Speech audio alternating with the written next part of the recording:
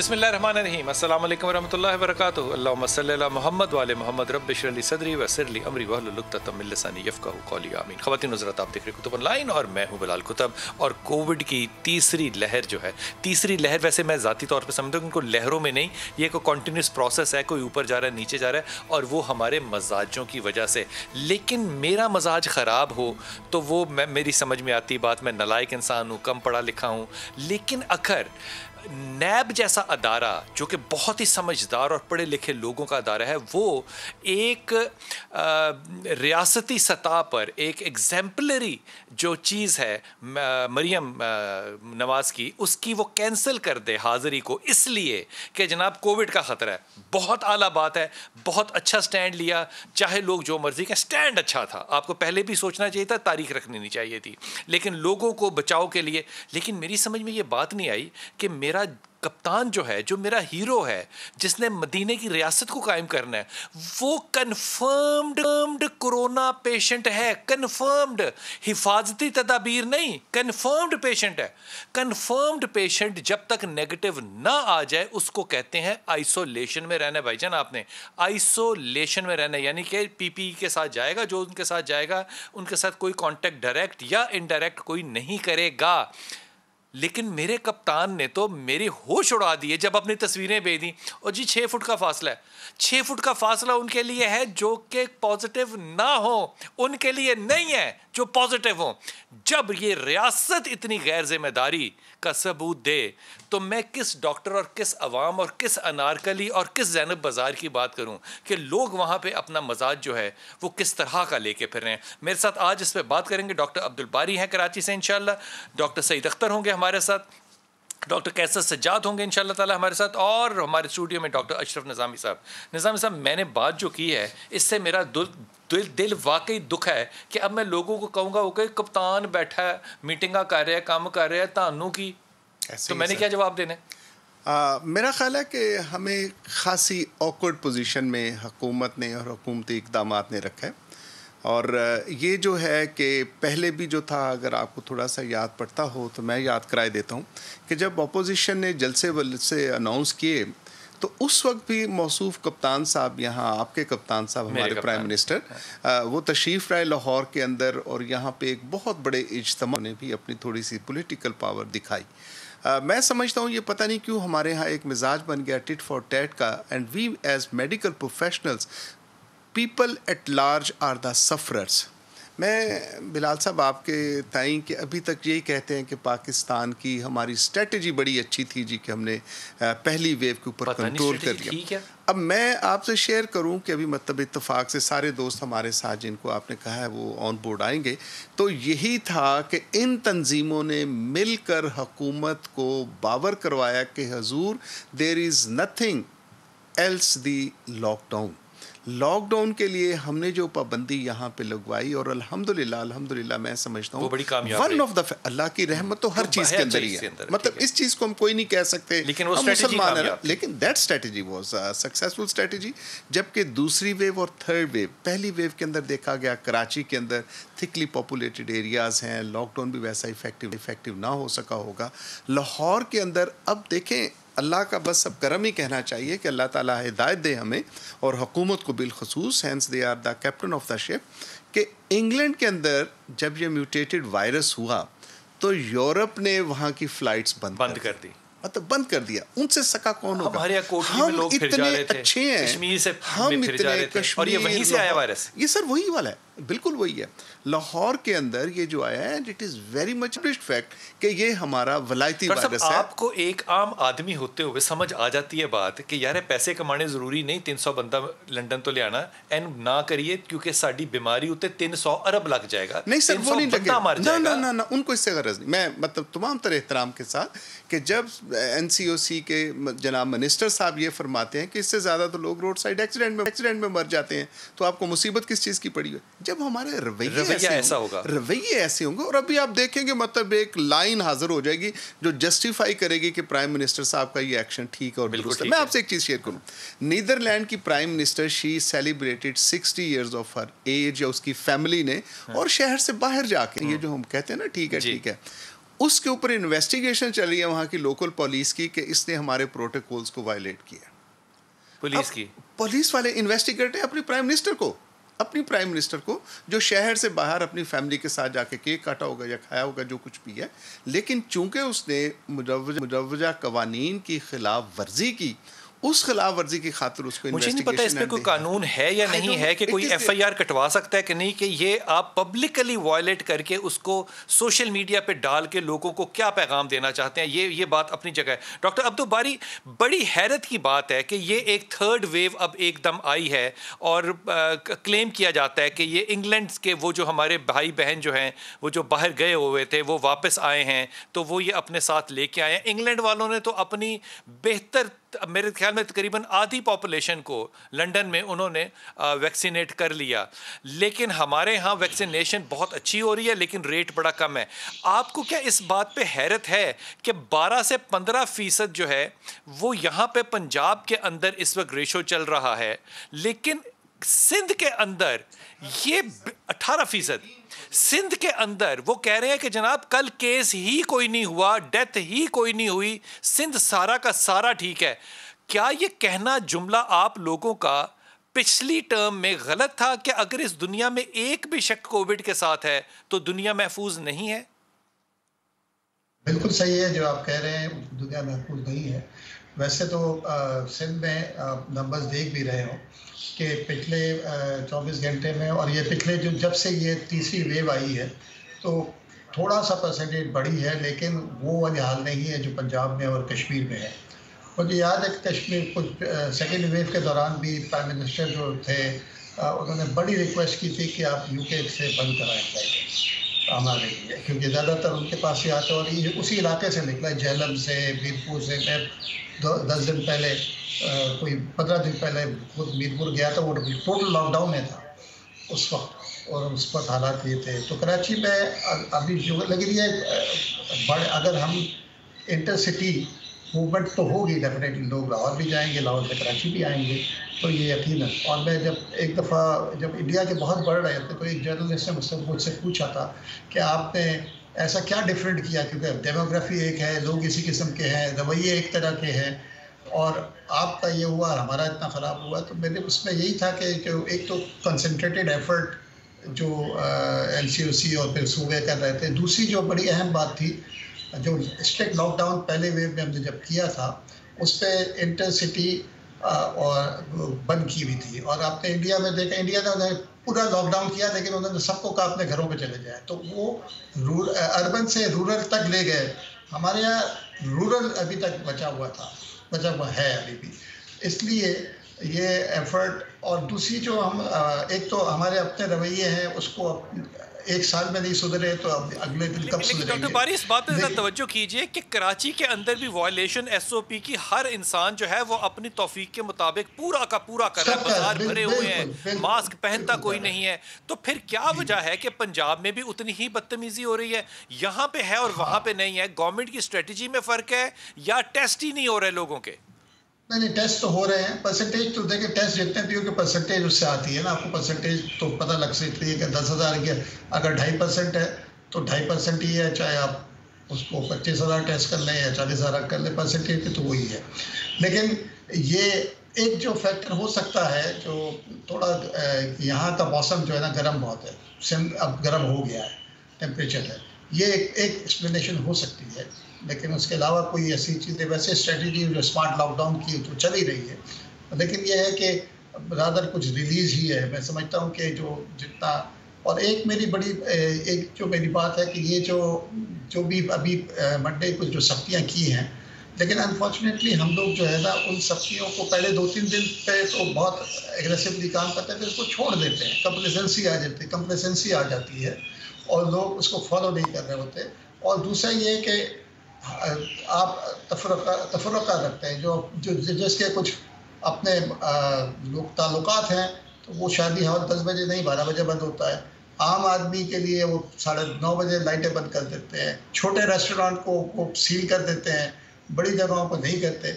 इसलिए ये जो है ना, आपको अक्रॉस द बोर्ड सारी चीज़ें करनी पड़ेंगी, उसके बगैर नहीं होता है। डॉक्टर साहब, एक मुझे सिर्फ जवाब दीजिए, क्या कराची के अस्पताल इस वक्त जो हैं वो खाली हैं पेशेंट से? उनके आईसीयूज और उनके जो वेंटिलेटर्स हैं वो फारिग हैं?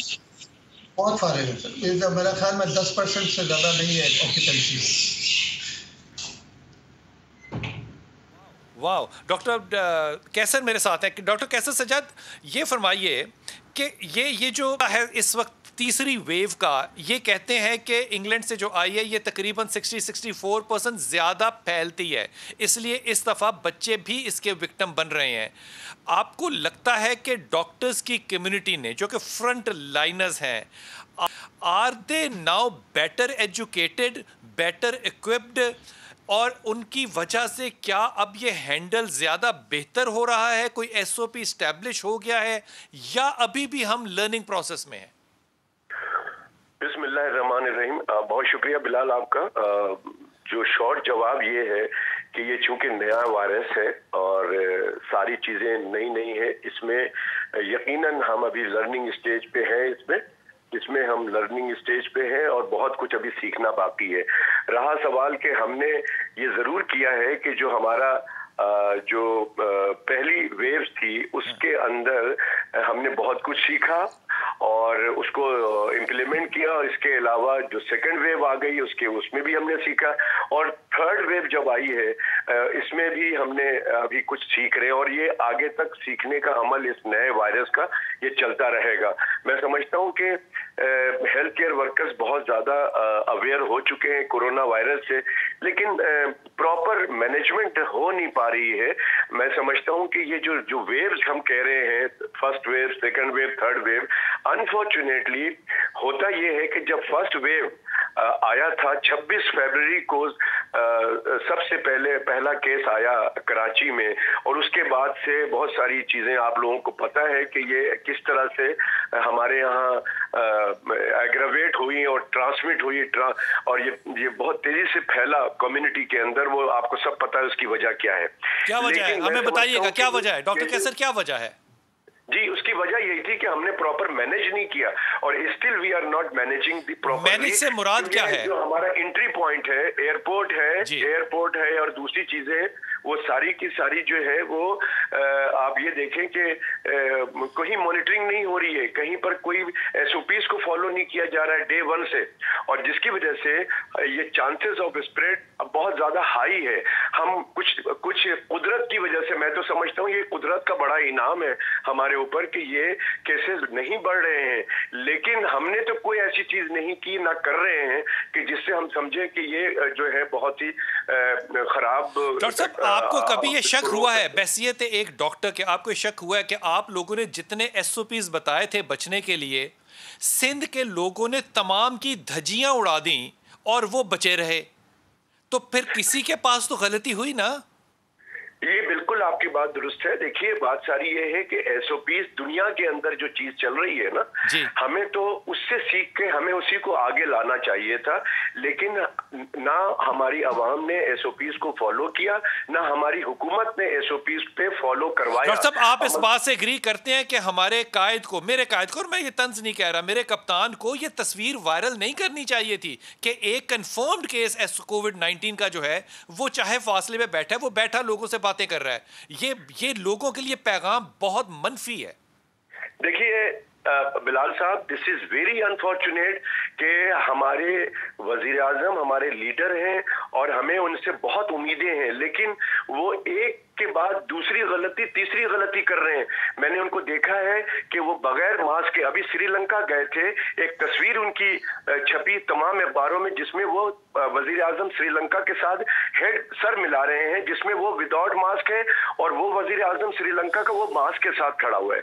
इसी तरह से जितने भी आप जगहों पे आप वजीर आजम को देखें वो विदाउट मास्क होते हैं। फिर सबसे बड़ी बात यह है कि जो लोग इनके अराउंड हैं, जो डॉक्टर हैं, इनको सिम्टम मौजूद था तो इनको वैक्सीन नहीं लगाना चाहिए था, और जब वैक्सीन लगने के बाद उनको कोरोना पॉजिटिव आया तो कम से कम 9 दिन और 10 दिन उनको क्वारंटाइन होना चाहिए था। एक उसूल है, एक मेडिकल लॉ है, आप उसके तहत बाहर नहीं आ सकते, लोगों से नहीं मिल सकते। क्या वैक्सीन लगाने से पहले पीसीआर नहीं होना चाहिए था, टेस्ट नहीं होना चाहिए था कोविड का? बिल्कुल होना चाहिए था। देखें, जब उनको सिम्टम हो गया, मुझे बहुत अफसोस के साथ ये कहना पड़ता है कि ये डॉक्टर का मामला है, ये कोई कोरोना वायरस कोई सियासी चीज नहीं है जो आप उसको सियासी तौर पे डील कर रहे हैं। बहुत अनफॉर्चुनेट बात है। ये डॉक्टर समझता है कि जब उनको सिम्टम हुआ था, जो उनके साथ लोग थे वो इंतजार करते 2 दिन बाद 3 दिन बाद जब उनका इंक्यूबेशन पीरियड होता, तो उसमें आप वैक्सीन लगाने से पहले टेस्ट होना चाहिए था उनका PCR, और उसमें पता चल जाता। इसकी वजह से क्या हुआ कि लोगों ने ये समझा और माशरे में ये बात आ रही है कि वैक्सीन इफेक्टिव नहीं है, या आपने वैक्सीन लगाया उसके बाद उनको कोरोना हो गया, इसलिए वैक्सीन नहीं लगाना चाहिए। ये बहुत ही अनफॉर्चुनेट है और हम इसमें कोई मजीद हम अफसोस कर सकते हैं, कुछ कह नहीं सकते। डॉक्टर साहब, इस बात को जो आप अभी कह रहे हैं, इस बात को कहने के लिए मैं वापस आऊंगा, वक्फे पे जा रहा हूं, इस बात को कहने के लिए सिर्फ MBBS होना ही जरूरी है। व्हाट्सएप भी आपने पढ़ा हो तो आपको पता है ये कमाल टीम है जो इतनी गैर जिम्मेदार है। वापस आइए।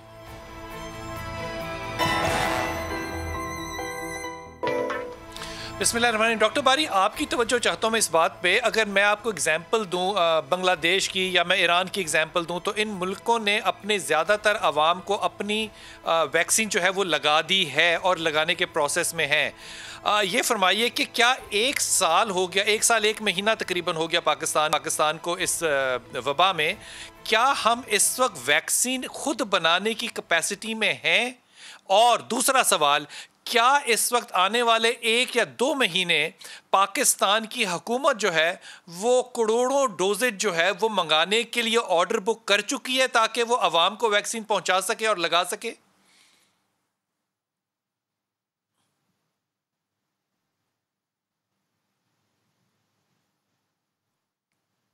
जी डॉक्टर बारी।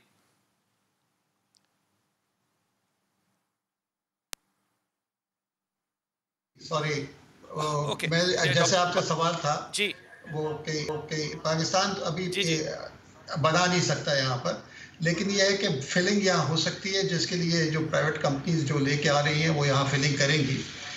पाकिस्तान को एक जो हुकूमत के पास इस वक्त क्या प्लान है कि वो कितने करोड़ वैक्सीन लेकर आएगी पाकिस्तान में अगले 2 महीने में या 1 महीने में?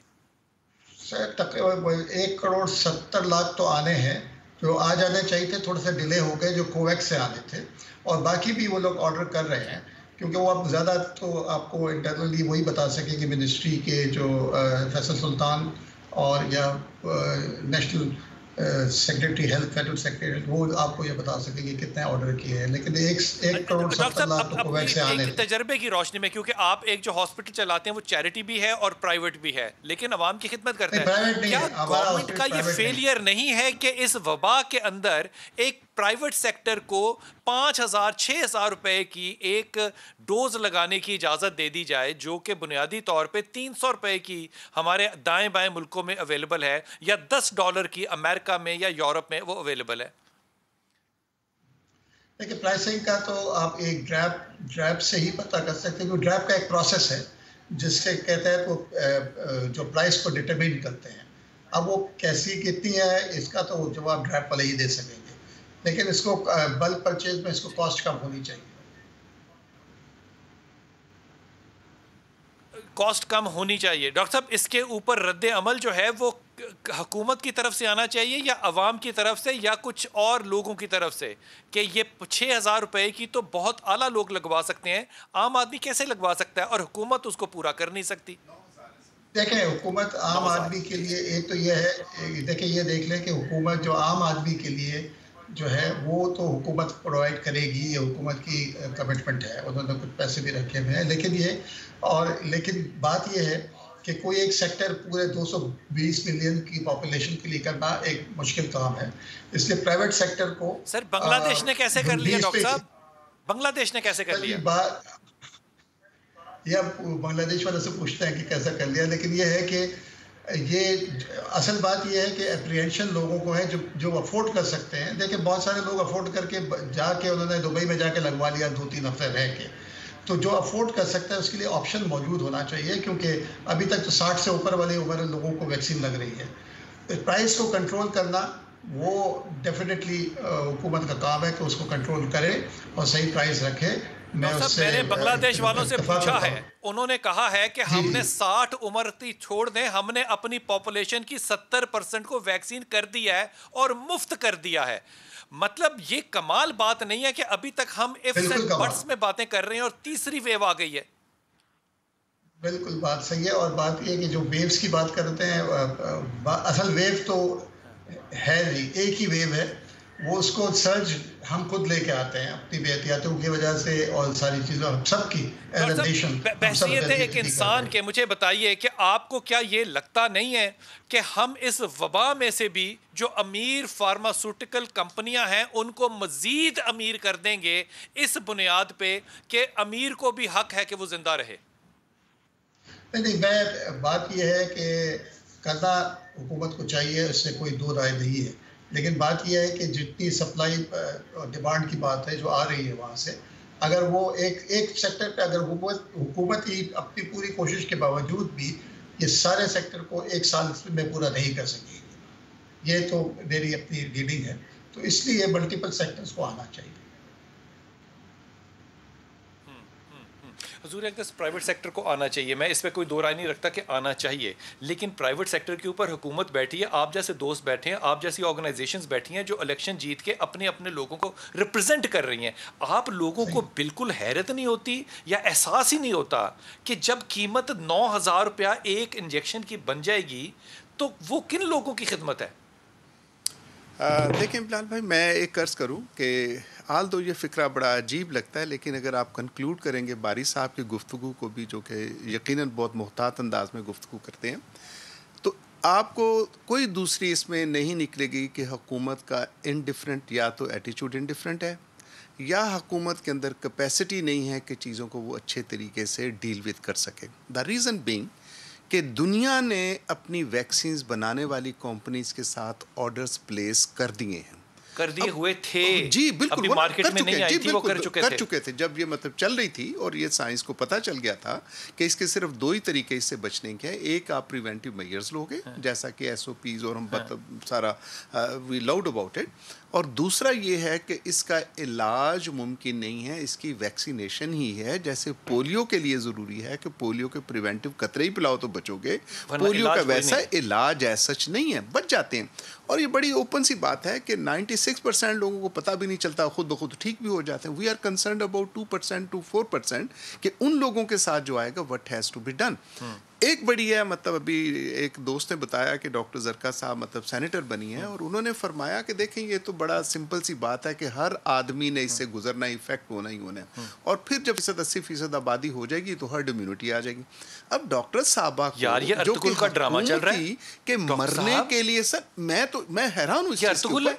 अब ये वो लोग हैं जो हुकूमत के अंदर हैं, हुकूमत की अगर अप्रोच ये है और इनके एक्शंस ये बताते हैं, मैं तमाम तरह एहतराम के साथ आपकी मतलब आप बड़ा मतलब उनके लिए, कप्तान साहब के लिए रखते हैं, लेकिन एक्शंस ये बताते हैं कि इन्होंने डील विद यही करना है, या ऐसा कर रहे हैं कि 70-80% आबादी आएगी जिसमें से 25 से 30 खत्म हो और सारे लोग ठीक हो जाए, हमें कुछ ना करना पड़े। उसके साथ आके अगर 2% के ऊपर लगाएं 22 करोड़ के ऊपर आके, तो ये 3 नंबर बनती है। अब हमारी हुकूमत के जब ये रवैये रहेंगे तो क्या होगा, कहाँ की वैक्सीन आएगी और कैसे आएगी? एक सेकंड ठहरिएगा, मैं डॉक्टर सईद मेरे साथ है, मैं डॉक्टर सईद से बात करूँ। डॉक्टर सईद बहुत शुक्रिया, आप मेरे साथ हैं, मुझे इल्म है आप बड़े मसरूफ हैं। डॉक्टर सईद मुझे ये बताइए कि जब कोविड की पहली वेव आई थी तो हमने लाहौर के बहुत बहुत बड़े अदारों में से मिसाल के तौर पे मैं नाम ले लेता हूँ, यूनिवर्सिटी हेल्थ साइंसेज से हमने सुना था कि जनाब हम अपने तजर्बे कर रहे हैं, हमने चूहों के ऊपर भी कर लिया, हमने ये भी कर लिया। मेरी कल परसों 3 लोगों से बात हुई है जो कि लाहौर बेस्ड फार्मास्यूटिकल कंपनियां हैं, वो कहते हैं कि जनाब अगर हमें ऑनलाइन लिया जाता तो हम 1 साल में वैक्सीन की लोकल डेवलपमेंट करने की कैपेसिटी और टेक्नोलॉजी और अकल दानिश रखते हैं, लेकिन हमें किसी ने ऑन बोर्ड नहीं लिया। डॉक्टर साहब, क्या आपको नहीं लगता कि 1 साल 1 महीना बहुत होता है कोई भी काम करने के लिए? हमारे हमसाए मुल्कों ने ये काम हमें करके दिखाए हैं, हम क्यों नहीं कर पाए? ये क्या गलत मेरी बात है? पहले जो स्पीकर थे, आई एम सॉरी मैं थोड़ा लेट ज्वाइन किया, मैंने उनका नाम कैच अप नहीं किया, उन्होंने जो बात मैंने उनकी सुनी वो बिल्कुल सही बात कही। देखिए ये ट्रेजेडी है बिलाल भाई कि हम अभी 1 साल और 1 महीना हो चुका है और अभी तक हमारी जो तैयारी है, हमारा जो एटीट्यूड है, यानी गवर्नमेंट जो है वो सिवाय लिप सर्विस करने के उनका कोई काम नहीं है। ये तो अल्लाह का एहसान अगर ना होता तो हम पता नहीं इस वक्त तक सफ़े हस्ती से वाइप ऑफ हो चुके होते। ये तो मैं प्योर अल्लाह का एहसान इसको कहता हूँ। यानी आप देख लें हमारा जो attitude towards closure of the business रहा, लॉकडाउन रहा, उसके बाद स्मार्ट लॉकडाउन रहा, उसके बाद और चीज़ें आई, और फिर सबसे बड़ी दुख मुझे इस बात का हुआ कि हमारा अपना एक मिनिस्टर कहता है कि जी अगर मैंने वैक्सीन ऑर्डर कर दी होती तो क्या मुझे नैब के हाथों मरना था। मतलब दिस इज एब्सोल्युटली मतलब इनडिफरेंट और अनएक्सेप्टेबल काइंड ऑफ एटीट्यूड कि जिस टाइम पे हमें वो वैक्सीन को ऑर्डर करना चाहिए था, एज ऑफ टुडे हम कोई वैक्सीन ऑर्डर नहीं कर पाए जो हमें भीख में और खैरात में मिल रही है, उसी पे हम काम चला रहे हैं। भाई अगर आपको इतना डर था नैब का तो आपको कोई अच्छा सिस्टम बनाना चाहिए था। कोई सुप्रीम कोर्ट के जज को बिठाते, कोई ऐसी वैक्सीन है जो हुकूमत में ने खरीद के अभी तक अवाम को लगाई हो? अभी तक जो लगा रहे हैं ये नियाज़े हुसैन नजरे अल्लाह वाली सारी वैक्सीन है जो चाइना तोहफा दे रहा है। बिल्कुल ऐसे ही है। तो मैं कह रहा हूँ कि ये तो इससे ज्यादा जुल्म नहीं हो सकता कि हम जैसे हमसे much smaller countries, Bhutan, Sri Lanka, Bangladesh, India तो चले मैं कह दूं बनाता है उसको छोड़ दे, लेकिन इन सारी कंट्रीज ने भी तो कोई ना कोई इंतजाम किया होगा। उनके यहाँ तो कोई सुरखाव के पड़ने लगे हुए। रही ये बात कि क्या हमारी जो फार्मास्यूटिकल कंपनी की क्या ये स्ट्रेंथ है कि वो 1 साल में वैक्सीन बना सकती थी? I doubt it seriously. ये वैक्सीन बनाने का जो प्रोसेस है ना, ये इस बात की ट्रेजेडी हमें वो बड़ा कॉम्प्लिकेटेड प्रोसेस है। तो हो सकता है कि उनके पास वो टेक्नोलॉजी हो, मुझे चूंकि डिटेल्स नहीं पता, लेकिन knowing a little bit of science ये बहुत ही एक्सेल। और वो कंट्रीज जिनके अंदर ऑलरेडी इसकी बेस बनी हुई है उनको भी चीज़ों बनाने में दिक्कत पेश आ रही है। तो ये कहना कि 1 साल में, और ये तो खुल गया सब लोगों का जो ये क्लेम थे कि जी हमने उसके स्ट्रक्चर पे रिसर्च कर रहे हैं, उसके वेरिएंट पे रिसर्च कर रहे हैं और हम फलानी बातें कर रहे हैं। मतलब ये सब हवाई बातें थी। हमें अभी तक हमारे पास ना उसकी प्रॉपर एनालिटिकल टेक्निक्स हैं और ना उसको मास स्केल पे प्रिवेंशन की टेक्निक है। फिर ये तो एक चीज़ हो गई। फिर दूसरी चीज़ ये है डॉक्टर साहब, मैं वक्फे पे जा रहा हूँ, मैं वापस आपके पास वक्फे के बाद, और मैं आपको यकीन दिलाता हूँ कि मैं 2 ऐसे सेंटर्स पे गया हूँ जाके वैक्सीन लग रही है, वहाँ पे वैक्सीन लग रही है, इस पर कोई 2 बराए नहीं है कि लग रही है। वहाँ पे मैंने तकरीबन ज़ाती तौर पर 3000 डब्बा जो है वो डोनेशन लेकर लोगों को मास्क का उस सेंटर में सर्विस देने वालों को दिया कि भाई तू मास्क पहन के बैठ, तू क्यों मास्क के बगैर बना उठा। कमाल बात है कि इतने लोगों ने पहली वेव में दावे किए आके कि जनाब हमने तोप चला देनी है, चूहों तक तोप पहुंच चुकी है और अब हम कामयाब होने वाले हैं। ये बात नहीं है सिर्फ, इस पे अरबों रुपए इन्वेस्ट हुए थे। पूछने वाला कौन है? नैब कहां है? वक्फा लीजिए।